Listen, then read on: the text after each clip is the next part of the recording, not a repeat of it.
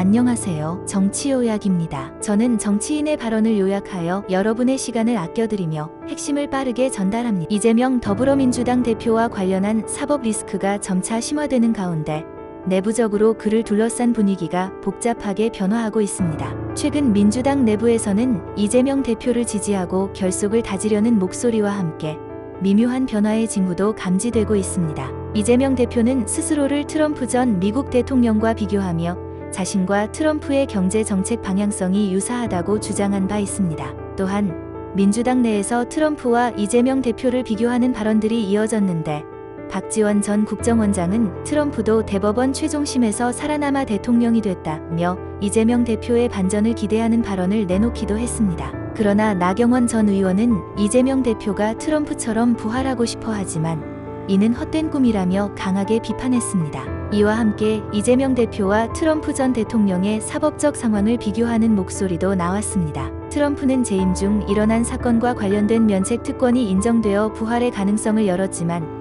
이재명 대표는 과거 성남시장 재임 시절 벌어진 사건들과 개인비리 문제로 법적 책임을 묻고 있다는 점에서 본질적으로 차이가 있다는 지적이 나왔습니다. 이와 같은 상황에서 민주당 내부의 결속력에도 미묘한 변화가 감지됩니다. 최근 법원에서의 이재명 대표 선고 당시 정청래 의원이 현장의 모습을 드러내지 않아 논란이 되었으며 이를 두고 물밑에서 변화가 시작되고 있다는 해석이 나왔습니다. 정 의원은 법원에 가던 중 비보를 듣고 차를 돌렸다고 해명했으나 이를 두고 다양한 해석이 이어지고 있습니다. 한편 민주당은 김대중 전 대통령과 노무현 전 대통령의 이름을 거론하며 이재명 대표를 지지하는 모습을 보였지만 일반 국민들 사이에서는 사안의 본질이 다르다는 지적이 나오고 있습니다. 과거 두 대통령은 허위사실 공표나 위증교사, 대장동, 백현동 사건과 같은 비리 의혹으로 재판받은 적이 없었다는 점에서 이재명 대표의 상황과는 비교하기 어렵다는 것입니다. 결국